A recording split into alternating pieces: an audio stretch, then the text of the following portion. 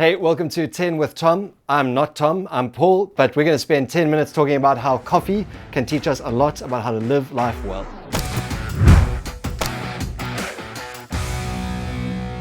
Now, if this intro to that scared you a little bit because you don't like coffee, don't worry. You don't need to love coffee like I love coffee. Just to let you know, I genuinely do love coffee. But if you don't, what I hope you'll discover today is some truth that can help you live well, but also how to make some good coffee. You may not care about that, but hopefully you'll stick around for the video. You see, one of the things about coffee is it's this immensely complex thing. The coffee beans are roasted and they go through this whole long process. But part of what happens when coffee gets roasted is that it has gases stored up inside of it that naturally happen as it gets burnt. And so if you want to make coffee that tastes good, that tastes awesome, if you're going to make coffee like this, and I know this sounds crazy, but this is how I make coffee at home every day. This is how I do it. And you're thinking to yourself, what a waste of time. And you probably are right, if I'm honest with you. But this is how I make coffee. And part of what you want to do when you are making coffee at home to make it well, when you've got freshly roasted coffee beans, is a thing called blooming. Now, what blooming is you, in essence, start by pouring a little bit of water in right up front. Just a little bit of water straight away. And really what you're trying to do in this first few seconds as you pour in just an equal amount of water to the coffee that you have there is you want to do a thing called blooming. And blooming is in essence this idea that coffee has CO2 naturally stored inside of it. But CO2 is actually something that holds back flavor from when you're trying to enjoy coffee. The CO2 chemical inside coffee actually stops the water interacting with the coffee and stops you experiencing the best flavor and the most that the beans have to offer. And again, maybe you're like, I don't even know what you're talking about. That's fine. Stick around with me for a second. But basically what happens is, as you pour the water over first, because it's the first thing that you do, as you pour the water over first, the water gives an opportunity for the CO2 to be released, and then the CO2 being released creates space for the water to interact with the coffee, and that gives you the most flavor possible. You see, I think the truth is that so much of our lives, so much of the things that are in our lives, they have the potential for incredible good, and at the same time, bad. There's so much in the world around us that has good in it and has the opportunity for us to experience a flourishing life and a life that we enjoy and that we get to experience the richness and flavor of it all. But so often those very things also hold things that can hold us back, that can maybe even hurt us.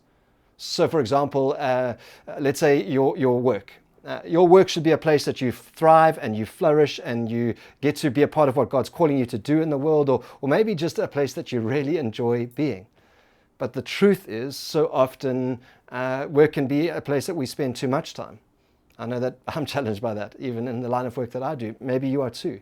Work can be a place where I give all my emotional energy to it, and then I come home and I've got nothing to give to the people that matter most. The truth is that if we're going to work and work well, we need to prioritize. We need to put first things first. We need to realize that the very thing that has good in it also has the potential for bad. Maybe let's talk about your talents, the things that you're naturally good at. You may be good at a variety of things. Personally, I'm still trying to figure out what that is. I know coffee is one of the things that I'm good at and I'm learning, right?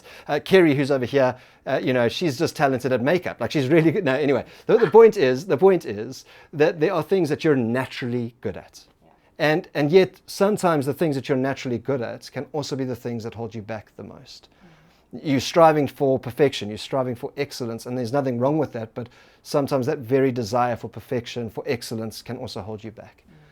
What you've got to do is learn how to set your priorities, to set what you're going to do first, to set what you want to be about as a person before you get to the activity of your personhood. Maybe it's the same as relationships.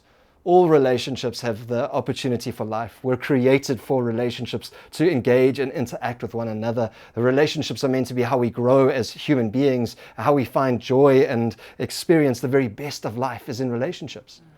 But I think you, like me, have experienced that sometimes the relationships we're in drain us. They hold us back. They keep us from experiencing the best that life has to offer sometimes. The truth that I've discovered in my own life is that, man, I've got to have certain relationships that I prioritize. My wife, my kids, my close friends. For me as a follower of Jesus, it's my close community that seeks to hold me to something higher. A group of people that I go to first, that hold me accountable, that call me to more.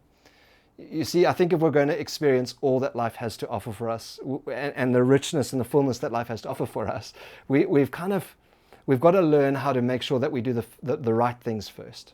And what's interesting about God and how God interacts with us as human beings is He knows that this is true because He created us that way. He realizes that the very things He's given us have the opportunity to hold us back. And so there's certain things that God invites us to do first. I think prayer is something that God invites us to do first. Before we look at our problems, before we look and complain, before we get overwhelmed and anxious, before we are scared for our money and our country's future, before there's all this stuff, right? Let's first pray. Let's first go to God and say, God, this is what I'm feeling. This is what I have. And as you do that, as you pour the water over, if you will, you'll be able to release some of the things that are holding you back. Your anxiety, your worry, your fear. Get that stuff off. Go first to God in prayer and then experience the richness of life and all that is there. I think one of the things that kind of speaks to me about that is out of Proverbs 3, verse 5 to 6. It says, trust in the Lord with all your heart. Do not depend on your own understanding. Seek His will first in all that you do, and He will show you His plans and they will help you prosper. Go first to Him with your life, with your plans. I think one of the other things that I try and prioritize is time together with people in church. If you're a follower of Jesus, it's why we kind of say we start the week by gathering together in person, online, in church. It sets the tone of our week because our weeks have so much potential for good, but if we don't get the priority right, if we don't first release some of the stuff we're holding on, we're not going to experience all that life has to offer, I think. Can I challenge you on one quick? Your money. And maybe you're like, hey, don't speak to me about that. Don't go there. But man, money has the potential for so much joy.